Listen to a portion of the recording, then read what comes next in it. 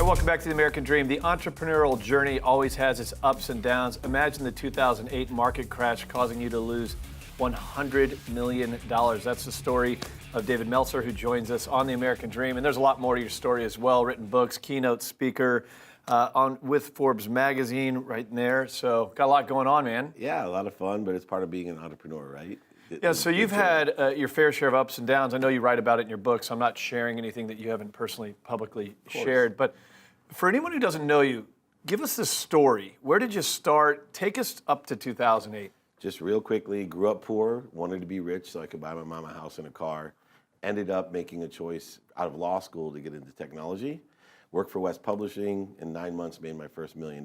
Bought my mom that house and the car. What year was this? In 92. Okay. And then by 95, we got bought out for $3.4 billion.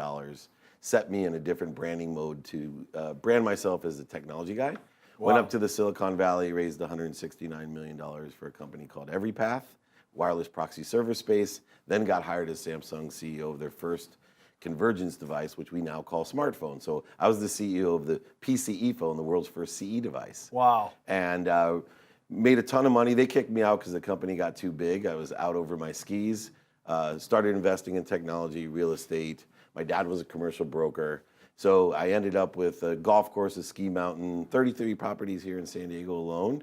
And I overextended myself, thought I could always borrow against the equity I had. The banks went under, and then all of a sudden said, as I was in lawsuits too, right, liquidating my ego, that's my terminology. All of a sudden they said, hey, you got millions of dollars, but you can't have it.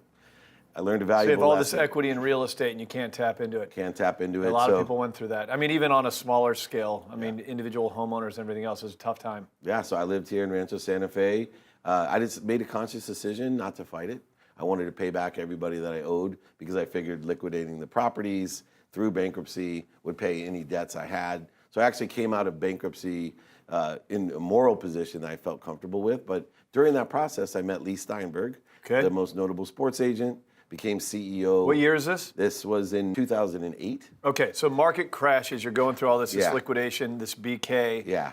Meet Lee Steinberg. Lee Steinberg. Within 48 hours, he hired me as his COO. Within 6 months, I became the CEO of the most notable sports agency. Most people know him from Jerry Maguire. Sure. So explain this. How do you go from tech to a sports agency and be able to carry the skill set over? Great question, because most people want to be Jerry Maguire. Sure. Right? And they still come up to me.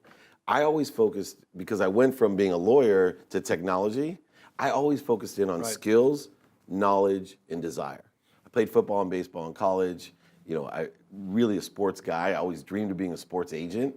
But for me, I had developed skills. So when I talked to Lee Steinberg, I wasn't looking for a job. I was representing a friend for a reality show called Showtime. Okay. But I talked about my skill set, my administrative, my organization, my operation skill set, my ability to raise money, as well as my technology background, and it caught Lee's eye. And so out of all the thousands of resumes that he had to take Jeff Morad's job, the old owner of the Padres, who was COO of Lee's, I got the job. Wow. Because of my skills, knowledge, and desire. And they did. They translated completely over. And I still look for kids by their values, their skills, and their knowledge, not by whether they worked for CAA or David Dunn or anyone. Skills, knowledge, and desire. What were the biggest lessons you've learned through the adversity of 2008? Value. So I live my life. I wake up every morning now, instead of trying to take and compete, there's no resistance in my life. I actually shifted the paradigm and said, you know what? I have a great gift. I'm going to start giving it, meaning I pray to God for 10 people that I can help every day. It's very simple. I work just as hard. I love to work. I enjoy the pursuit of my potential. But my goal in life is to provide value, and I trust the universe that it'll bring everything back to me that I ask for, and I've learned to ask big. So you mentioned you're a former athlete, so you have that competitive spirit. Let's not embarrass myself, right? I played in college. Hey, I claim it too, and I didn't get through anything past high school. Right. But you have that competitive spirit in you, that entrepreneurial spirit. That kind of started you, got you to where you're going, but then over time, maybe humbled by 2008, you learned to focus more on values and giving, and you feel like that's reciprocated pretty well for you. Yeah, served my way up, served my way out. I still do. I trust in the fact that if I provide value, that the universe, it creates a void for the universe to fill, and it's much easier to fill that void than me making promises. And so all I do is stay focused in on the value that I can provide. I do believe in a consistent, every day, persistent, without quit, enjoyment of the pursuit of my potential. Wow. And that's the pursuit of that value that I can help others with. So fast forward us to now. Yeah. Right? So now we're in 2018. Blessed. I started a business with Warren Moon, who was a client of mine and a partner at Lee's.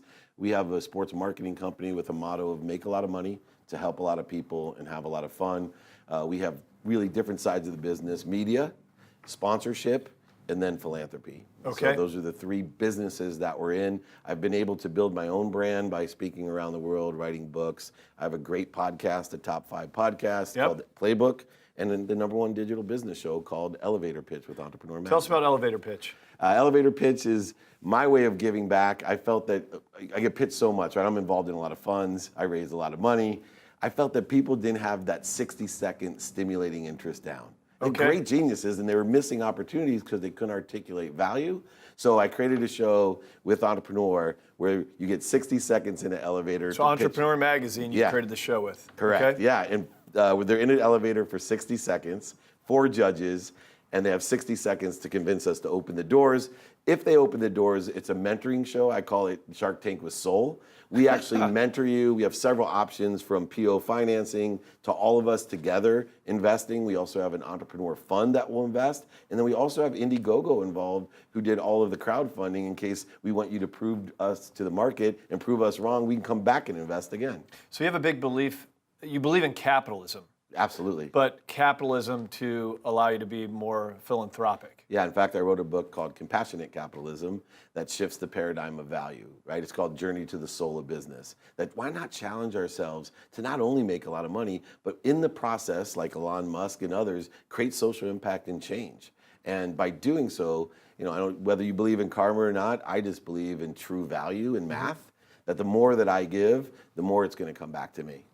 You're on a show called The American Dream. Can I ask you what you believe the American Dream is? American dream is to pursue your potential. I travel around the world, I speak around the world, and not everybody has the opportunity to enjoy the pursuit of their potential. You can come here with nothing. I was born with 6 kids and a single mom in a 2-bedroom apartment in Akron, Ohio. Wow. And by the time I was 9, I was living in San Diego, and by the time I was 25, I was a multimillionaire. I was afforded the luxury of pursuing my potential. It's the only thing standing between you and the American dream, and your dream is you. Other countries, you can't say that in. Yep, love it. Wow. Dave, great interview. Thank you so much for coming on the show. Anytime. Thank you. All right, more of The American Dream coming up next.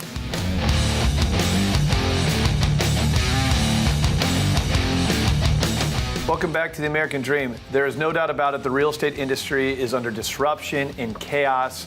You have companies like Purple Bricks and Redfins trying to commoditize the industry to circumvent the realtor.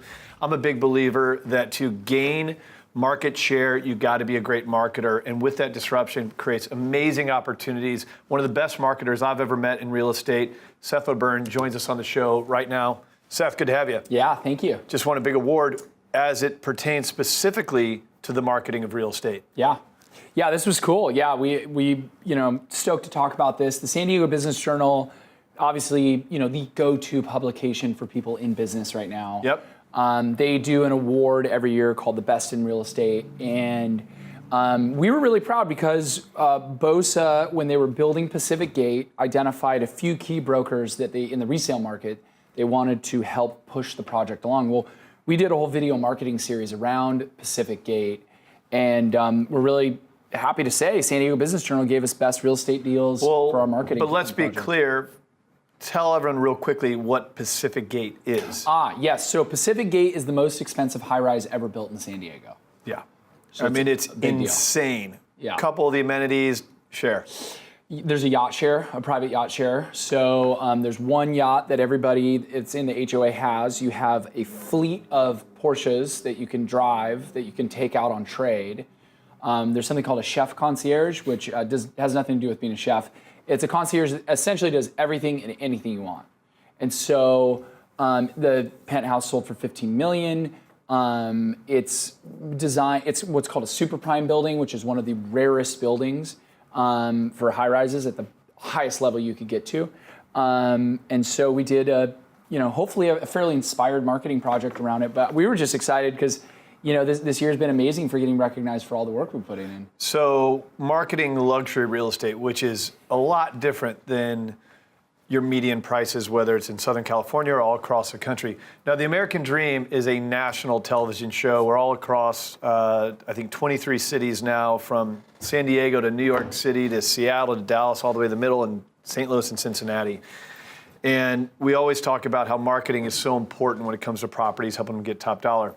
What we've found through our network of power players, which is a trademark term on the American Dream, many of our elite luxury realtors in their markets are flying you there to market their properties, these 10, 20, 30 plus $1 million properties.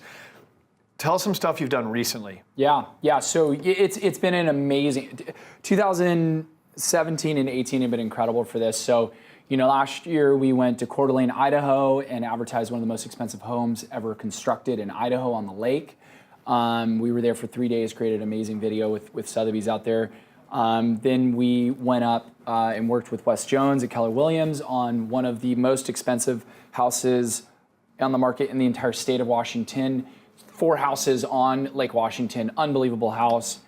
Then we went to Aspen, Colorado, and advertised a house that actually owns 400 acres on the backside of Ajax. So you actually own part of Aspen Mountain. Wow. There's no way you can be king of the hill if you're not the king of Aspen, right? Yeah. That's where the billionaires pushed out the millionaires. So we got hired to go out there and advertise $30 million in real estate in 48 hours, and just came back from, I believe, my favorite trip we've ever done, which is we went to Steamboat, Colorado, and we worked with Steamboat Sotheby's and all the brokers there, and used the ability for us now to make our content national with the American Dream, but craft really highly produced content around this amazing place, Steamboat, Colorado. Most people have never been there, and I think it's one of the greatest places I've ever been. So let me chime in here. So you got these other top realtors all across the country. Now, some of them aren't tied into the American Dream. There's an average of 10 to 15,000 realtors per city across the country. They're reaching out to you and they're saying, hey, Seth, seen your work. A lot of people follow you on social media, which, by the way, I encourage you. You want to see some amazing videos and marketing, follow Seth O'Byrne on Instagram. But a lot of these people have found you. It's kind of a connected network. And they're saying, look, this is a really high-end property. I got to get this thing moving. I got to impress this seller. They're hiring you to come out. Yes. How does that work? Yeah, so we've got a deal that we're putting together in Hawaii right now, where we're working on the deal as a team. But we have a lot of deals. More often than not, we'll get brought into other cities, and it typically only works with trophy properties. Right, we're talking high-end. High-end, yeah. $5 million is probably enough to start thinking about doing this. But a lot of times we're focusing on 10 and to be clear, for those watching the show, you need this kind of marketing on a high-end property because you have international buyers. Many of those buyers are incredibly savvy, cash buyers from all over the world. So the whole open house in the front yard, couple posts on social media, that ain't going to get it sold, and it's certainly not going to get it sold for top dollar. Yeah. So these agents are saying, look, we love what you do. We like your strategies. Come out here, help us get this thing sold. Yeah, so, and why it's powerful, we call it dual purpose marketing, right? Or kind of, we run these 2 marketing channels in parallel. One is chronicling to our 24,000 followers on Instagram and 20 other thousand followers on Facebook in the real estate arena. Like, we chronicle in real time us flying out there, the experience of seeing this part of the world for the first time, is showcasing all these amazing properties. And then at the end of it, we come out with usually a series of like 5 to 10 videos. Partially, it's about us using our eyes in San Diego, real estate experts, but unfamiliar usually with the cities that we're going to, and seeing these homes for the first time and kind of seeing the effect it has on us and how inspired we are. And then a lot of videos just down and dirty, like marketing the property and creating a series of videos that we then help them figure out a sequencing plan with. So on Facebook, we can essentially create a click funnel for luxury clients. We've got one that we're doing right now on a $20 million property. And we have identified 4 billionaires in China and Japan through these marketing techniques that we've learned. And we know that they're watching the content, and we're just spoon feeding them the exact perfect content for that property. It's been incredibly successful. And I hope it's the beginning of lots of this. No, it's fun to watch. So what Seth does better than anyone is he creates a story around the lifestyle of that property. And you would maybe call that content, right? Sure. A storyline, creating content. But then the distribution side of it is, you're mentioning targeting billionaires in other parts of the world where not only are you creating this great story, but you're finding the people to put that story in front of. I don't know anyone doing this all across the country. And I've been traveling, meeting the best brokers everywhere and sitting right next to who I consider to be the best. So if you are selling a piece of luxury real estate, great guy to learn from. If you are a realtor, great guy to maybe reach out to. I've seen it firsthand. It's been a remarkable journey to watch. Seth O'Byrne, Cool. Thanks for coming on the show. Thank you. More of The American Dream coming up next.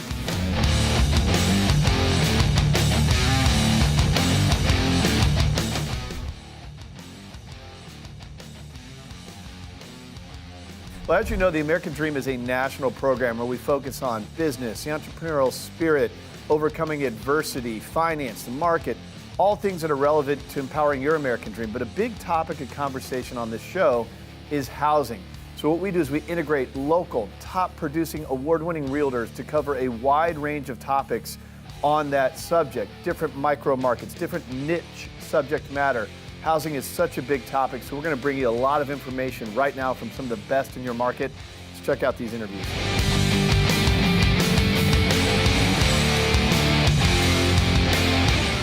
Welcome back to The American Dream. I want to introduce my next two guests. We have Laura Harbison, broker, owner, Realty Executive, Southern Nevada Properties, on the show with us today, and she's brought along a very special guest, Kerstan, attorney specializing in real estate and estate planning with Essential Legal Services. Ladies, thank you so much for being on the show. Thank you for having us. It's a pleasure to be here. Oh, the pleasure is all ours. Laura, I want to start with you. What advice would you like to give potential home buyers to consider from a legal perspective prior to closing on their home? Well, one of the questions that I see most often overlooked by potential buyers is how they're going to take title to their property. How they vest their property is extremely important. It does have legal implications. It can have tax consequences, other legal and financial consequences, and people don't realize how important it is or how many choices that they have. So it's important that early in the process, they look into what their options are, possibly talk to their estate planning attorney about that, and look and see what's going to be best for their personal situation, their business situation, their family situation, and make sure that they make the right choice on that. So, Kerstan, what can a homeowner do if they determine that they do, in fact, need to change how they are holding title, and can it actually be done? Yes, in most cases it can be done, and the first step would actually be to go meet with your counsel, have them review the deed that was last recorded on the property, speak with your counsel about what your intentions are and what your objectives are, and then counsel will review if there's any other implications, such as a deed of trust that's recorded or a title insurance policy that should be accurately reviewed to see if any of the recordings might breach those terms of those arrangements. And then it's simply just drafting the deed and recording in the county in which the property is located. You will be paying a small recording fee and then potentially some real property transfer tax if you don't qualify for an exemption. Right. Isn't it important if they've taken title to a property and maybe later down the road, maybe their situation's changed, they might want to look into whether or not they need to even make a change, even if it was correct at the time they purchased the property. Right. There are changes in life. Our estates hopefully grow. We have family, and our intentions change over time. So it's certainly good to keep an eye on that. So should everyone homestead their home, and what are the rules for that, and how is it advantageous for them? Yeah. I personally think that everyone should homestead their owner-occupied residence. It's protection that's offered in the state of Nevada that, other than the recording fee, it doesn't cost you anything, and it can only help protect you. Kerstan, what are the legal protections on that? Well, in Nevada, we can, through homesteading and recording that homestead, protect up to $550,000 in equity and the value of your home from general creditor claims such as medical claims or utilizing it through a bankruptcy proceeding, credit card claims, any type of judicial judgment you might have against you. There are some exemptions to that. For instance, mechanic liens, arrearages owed to spouses or for child support are exempted and will not be covered through that through the homestead protection. Well, you ladies have given us some fantastic legal advice today, and I do want to switch gears, though, for just a moment, and Laura, give you the opportunity to talk about this gorgeous listing you have, a 4,000 square foot custom home. Yes, the address is 421 Trenier Drive. It's in Henderson, Nevada. gorgeous one-story custom home on over an acre, very modern design, Gorgeous listing you have. stainless steel appliances, 4 bedrooms, plus an office, plus a theater. And it is just absolutely gorgeous. No expense spared. It was everything you can imagine you'd ever want in your custom home is in this home.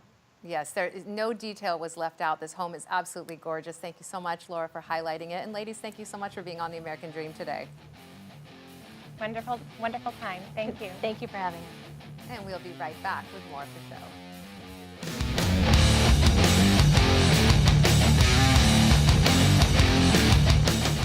Welcome back to The American Dream, where we are now focusing in on your local Las Vegas market. My next guest is Clea Whitney, realtor with McKesson Realty. Clea, thank you so much for being back on the show. Hey, thanks for having me back. So, Clea, what are some of the advantages of purchasing a home in rural Nevada? Well, I think out in our area, which is Moapa Valley, 55 minutes from Vegas, we've got quarter-acre lots, half-acre lots, but we've also got 2 acres, 5 acres, 10 acres if you want to farm, animals, or even have like a little motorcycle track. We've got it. We've got available inventory. We've got 53 homes for sale, which is quite a bit for a town of 70, maybe 7,700. So we've got inventory out there. We're really not having the multiple offers. It's more of a normal, fast-paced market than Vegas. And so we still have a lot of inventory. We've got vacant land, over 120 listings if people would like to actually build their own home. Fabulous. So are there still deals to be had then in the area? Oh, absolutely. Our median home price, median, is like 210 to 220. Whereas Vegas, is 285 to maybe 295,000. So we still have the affordability. We're actually 8% less than the median home price, the national average. Wow. So you can get some great deals and even build a house of your dreams there. Tell me a little bit more about what Absolutely. the market is like in Moapa Valley. Well, we've got plenty of property. We've got, like in Vegas, we've got the little teeny lots. There are some bigger lots on the outskirts. It's the same thing. We've got the little lots, big lots. We've got plenty of listings. There's lots to do out there. And, like I said, there's a couple of builders even in town. What is the area known for?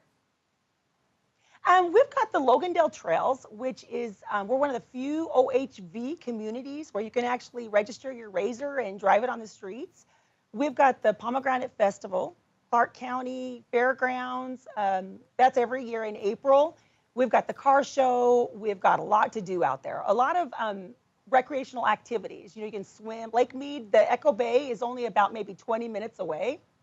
So accessibility, but maybe would you say still with that small town feel? Oh, absolutely. Yeah. And we still have stores. People think, do you have a grocery store? We actually do. We have Lynn's Market. We've got a nice restaurant, Sugars. We've got a place where Inside Scoop where you can have sandwiches. We've got Pirates where you can have pizza. We've got a lot of different businesses. A lot of them are family owned too. So it's quite unique. It's a fun place to live, have lunch, and maybe just come out and see some homes sometime. It's wonderful. Fabulous. Well, we've been talking about available property, and I know that you actually have 2 gorgeous listings that you wanted to highlight today. Tell me a little bit about these properties. Yeah, I've got one. It's 1575 Pinwheel. It's a little over 2,400 square feet on 2 acres. It's got an attached garage and a detached garage. And the home is actually placed on 1 acre with the detached garage. So you have a whole acre of where you could actually have another shop or arena, motorcycle track. The second one is 5355 State Highway 168. It is on 40 acres, which is a lot, 40 acres, so that's quite a bit, but it's over 2,000 square feet with a pool. It sits up pretty high, so you can kind of have amazing view while you're sitting in that pool, and it's actually got a carport, so it's almost like a resort feel. It sounds like the opportunities are endless with these properties and in the areas that we've been talking about today. Clea, thank you so much for being on the show. Thank you for having me. And for our viewers out there watching, we encourage you to join in on the conversation and follow us along on social media. Go to our website, AmericanDreamNetwork.tv, and we'll be right back for more of the show.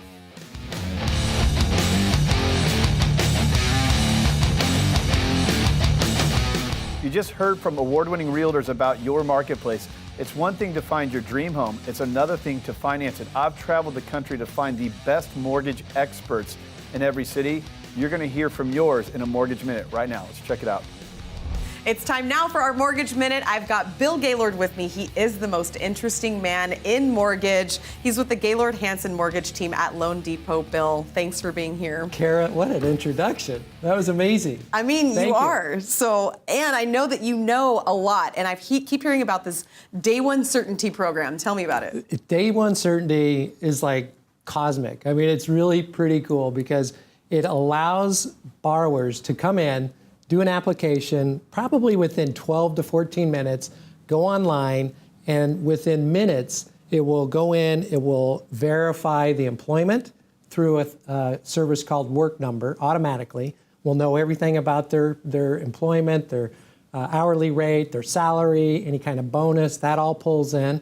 We'll also get information on their assets. And then if they have a property chosen, it can even go out and do an automated appraisal. They call it a property inspection waiver, and where they could actually not even need an appraisal done. So the appraisal's done, the income's done, the assets are done, let's close. Just the confidence that I'm approved, I can go buy a home, I'm ready to go.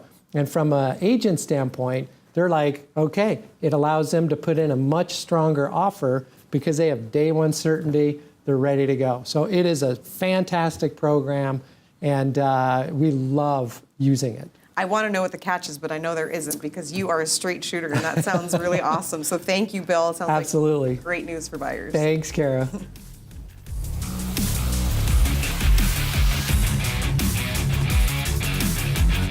All right, that's all for the American Dream. Thank you so much for checking us out. Remember, our goal is to educate, empower, and engage your American Dream. Don't forget, we love you to breathe oxygen into this message. Follow us on social media, and don't forget, we'll catch you next time. See you next week.